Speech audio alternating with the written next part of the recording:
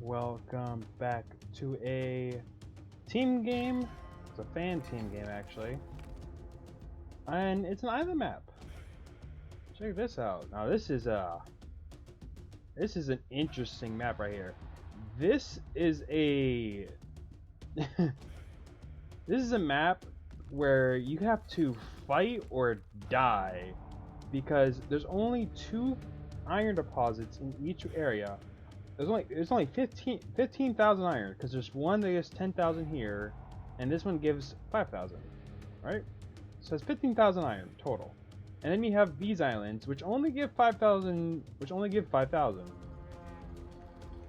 So unless you can claim these 2 islands, actually even if you do claim these islands, there's enough iron for like what, 1 person to actually go up to industrial and fight in industrial. Other than that, it's just oof. So this is a game where you have to fight. Now from the way it looks like there's like a land bridge here, but it isn't. As you see on this map, it's not a land bridge. So you can't walk across.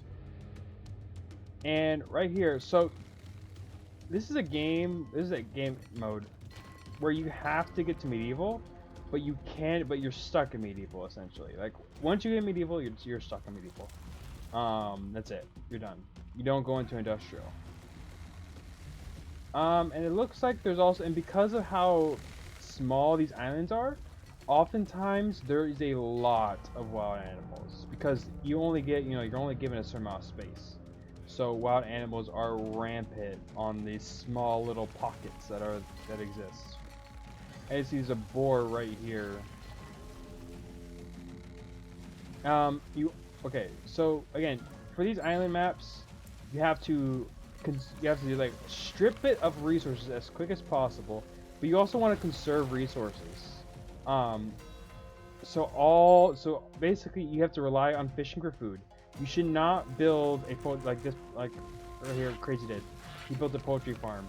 You should not build a poultry farm at all because poultry farms require wood to keep making these fowls, and you're very limited on it, so you should only rely on your water for food.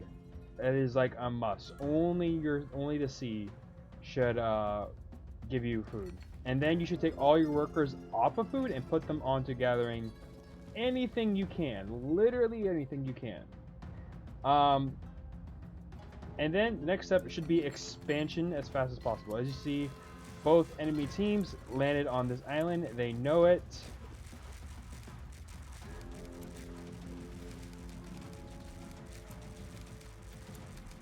And see, the wild animals too are absolutely fucking shit up.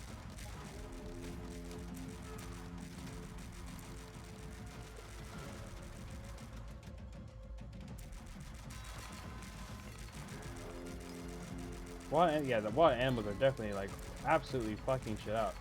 Honestly, the wild animals doing more damage. Alright, so right here also, this is incredibly important. So the red team managed to snag this island with all the metal. This is a massive advantage right here. Massive, because not only does it give a nice tree line, but it also has 2 metal nodes right here you can utilize. And it is fortified too. So right here, this is almost an instant win right here. For whoever can, because you have all the metal on the map. Now you have two things you can do in this situation. One is you can constantly land troops onto this island. You have to build as fast as you can, do everything you can to just stop your opponent, blockade them into this area. Like you just basically have to blockade your opponent in this area right here, essentially. That is a must. Or that is not a must. That's one thing you can do. Or you can basically constantly land troops, build on the islands, take them out as fast as possible. Again, there's many things you can do, but it's what you shouldn't do is things. So this right here, so while a farm is good right here, You should only build a farm, but then after that, you shouldn't, actually no, you shouldn't even build the farm actually. So this is when primitive workers also come into play. Okay. When you're stuck on an island like this, there's a lot of animals close by, obviously. You see there's animals here, you got a lot of cows, deer, everything. So, and also these shortfish. So you should only focus on gathering food with workers. You shouldn't bother building farms. You just shouldn't. Don't bother building farms at all. You should only, gather all the food from the sea, and you should gather any deer and stuff that you can with your primitive workers if you have any. Next up is securing your foothold, and as you see, this guy over here secured his foothold on this island, which is far more valuable than this island, because this island, while it gives all the food and wood all the wood that you need, it's not secure. As you see, there's 2 enemy towers here, plus it doesn't give any iron, so there's that. So what do you do in this situation? Well, right here, Crazy decided to basically put all his eggs in one basket and go in for probably one of the weirdest tactics I've ever seen, but probably the most effective. So right here, Crazy has all these sampans filled with workers. All these workers, and immediately he starts building tons of towers, everything. Look at all these towers being built. And then barracks, and he has all these workers too, so he's able to build them incredibly fast.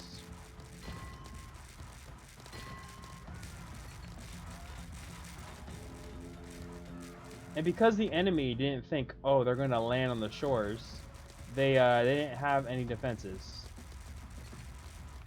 So right here, Crazy then goes ahead and builds tons of stuff. Now this is an interesting tactic, because this is, again, putting all your eggs in one basket. This tactic would not normally work for the 2 reasons. One is because of your resources, but you see that he has a lot of resources here, so that's not really an issue. But also, again, you're putting all your eggs in one basket, because if this attack fails, not only do you waste a huge amount of resources, but you also essentially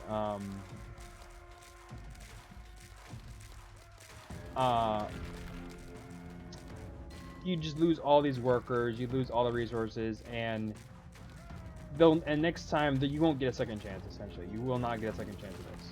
Luckily, however, 2 things that happened was A, this guy hit medieval.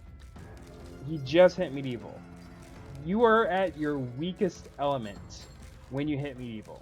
When you swap over to next stage. He's at his weakest point right now. It does not matter how many resources he has in his arsenal or in his stockpile. It does not matter how many resources he has. He's at his weakest right now, because now he has to upgrade everything, or like he has to upgrade certain things. He then has to build, upgrade his workers to build more barracks, etc., etc., etc. Whereas you see, Crazy doesn't need to. He hasn't gone to the next stage. He doesn't even have enough metal to go to the next stage, and he immediately goes ahead and just spams out. Actually, is he in the next stage? No, he's not even in the next stage. He just immediately spams out these hand rams constantly, all of them. Just annihilates them, and keeps building towers. And he has the resources to do so too. Plus, as you see, Dexter here also secured this island. So not only has now this green team effectively eliminated 1 player, they've also have an incredible foothold on this area. Yeah, they definitely do. They have an incredible foothold of this area. And because he played Asia too, he can just spam out troops. Cheap and effective troops, which is really good, because while these spearmen, they're not effective. They're not as effective, because remember, they're Asian spearmen. They're cheap and easy to produce, and which is exactly what you need in this situation. European spearmen would have taken way too long, and while archers would have done the job, they don't do any structural damage. So at most, you would have been able to destroy some stuff.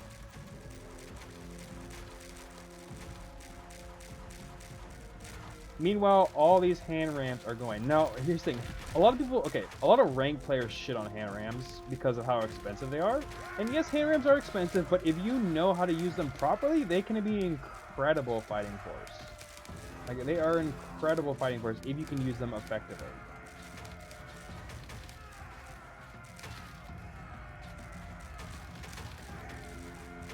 See right here, this is a combined arm strategy right here. Okay. Bro, I remember before. Right here. So right here again, these two guys just hit medieval, which means they are now at their weakest points. They can no longer produce the necessary troops that they need. They now have to upgrade all their workers, just build their towers. And while they did go Asia, which is good for them, again they are being attacked, and they've strip mined all the resources here. They no longer have the resources that they need. Meanwhile, these towers are just going straight down with these hand rams. Bro, I remember when hand rams first came out, bro, this was a game changer. Like, hand rams are like a game changer for Asia. They really are. A lot of people shit on hand rams because of how expensive they are. But my god, they are probably one of the most effective Asian units out there. Now, this is a bad idea, attacking the tower with spearmen, but then again, it does draw the fire of the towers away from the hand rams. Now, one thing you also don't want to do is you don't want to start producing, heavy units. Now, of course, you kind of want to save your heavy units as much as you can. And you kind of... Oh, actually, he made it to medieval. Damn. I didn't get enough metal for that. Anyways.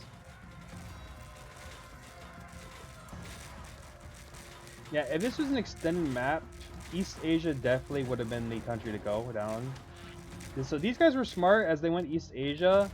But there was very little resources on this map, so it really depended on just there's game. So this was actually a really good strategy to use. Oh, actually, look at this. He actually was stealing their metal, which is actually makes me wonder how they even got to medieval when they didn't even take this metal node. But besides the point. So this was actually really good because not only did they establish an incredibly strong foothold on their enemy's point, they essentially just straight up annihilated them through the mass spammage of units. And you see also Crazy almost ran out of resources here. But this was actually, in a way good. Actually, what? Did they change the docks? I'm sorry, I haven't seen. They changed the docks. I didn't even notice. I haven't played in a while. As much as I play, I never noticed that they changed the dockyards. Oh my god. I did not know this. Wait. Did I just... No, damn it. They're all destroyed. Oh, right here. Oh, I'm sorry. Hold on. I'm distracted. Oh, I want this. I want it. And he has a... Actually, wait, can I? Aww. Anyways. Like I was saying, this was actually a really good strategy. Again, this strategy would not have normally worked if they were like more... How do I put this? Smart about how they protected their lands. Because here's the thing, when maps like this, when you realize you're limited on resources, you have two options. You either attack your opponents straight head on, land troops, do whatever you can, take as many as you can out, or you extend the game by taking over these islands. Now there's, again, if this was an extended game, two things you would have done is one team would have taken over this island and start strip mining it of materials, and another enemy, this top guy, would have taken over this island and stripped it of the metal. And then they continued stripping this entire island for resources. And then you would have fortified the, fortified the coast a little bit. Nothing too serious because, again, you're trying to conserve resources. and then you would have blockaded them. You would have made an attempted blockade, and really all you would have to do for an attempted blockade is just to bleed them of resources. Because once you take these 2 islands, it's game over.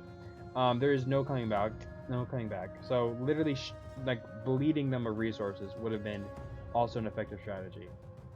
Because here's the thing, even if they made it to industrial, they would not have been able to fight in industrial. That's the thing. Like at most they would probably get machine gun trawlers and stuff, but yeah, other than that, nah. But if you were gonna go, but if this was a more extended game, one person would be forced to go Poland because Poland can get the stone mines and the iron mines.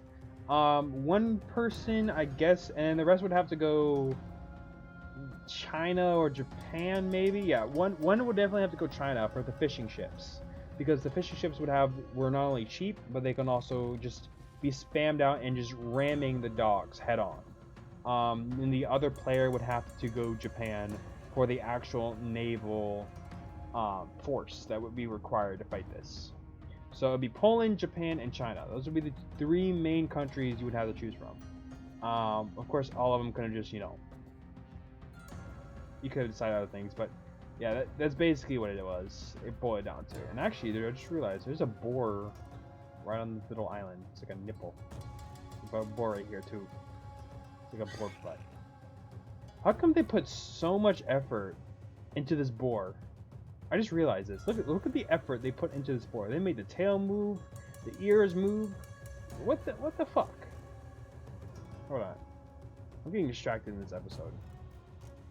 I never thought of this until right now. How come they put so much effort in the fucking boar? I know it's like the MVP of New World has caused more deaths than anything else. But come on, how come they put so much effort into a boar? Fucking it, even the fish aren't as sure the fish spin around. They have all little movements and stuff. But come on, how come the boar gets so much love? What else got love?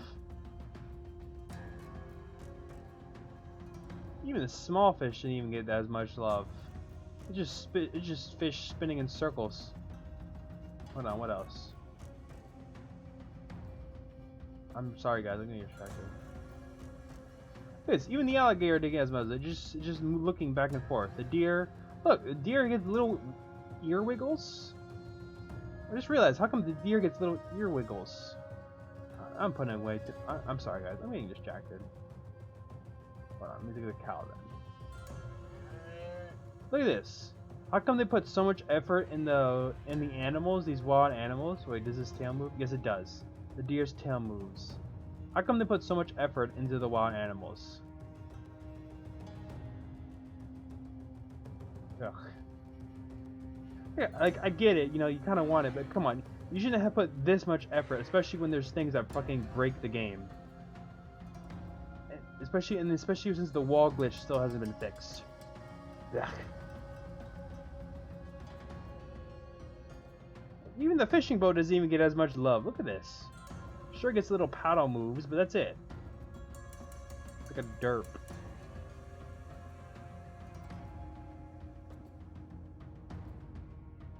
Look, the net is phasing through the boat.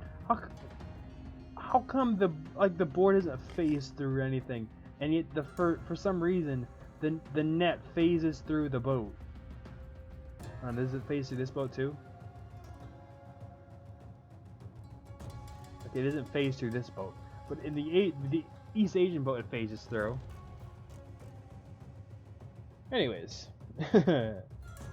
This has been my episode of a very interesting map and match. I would have loved to fight on this. Why can't I get more Team Island matches? I swear to God. Okay, so one thing I hate is the fact I never get freaking enough Team Island matches. Come on, or just island matches in general. I love island maps. I love them. I am like the MVP when it comes to island maps, and yet I never get them. I think War Selection knows. Like, no, you might win. I'm sorry. War Section is like, oh no, we know you're gonna win in this island map, so we're not gonna give you an island map. I've gotten like 3 island maps in the past like 30 ranked games, and then I got in 2 total in team death matches. What the fuck? Ugh. I'm disappointed. Anyways, sorry for that little rant. Thank you all for watching, and I'll see you all next time.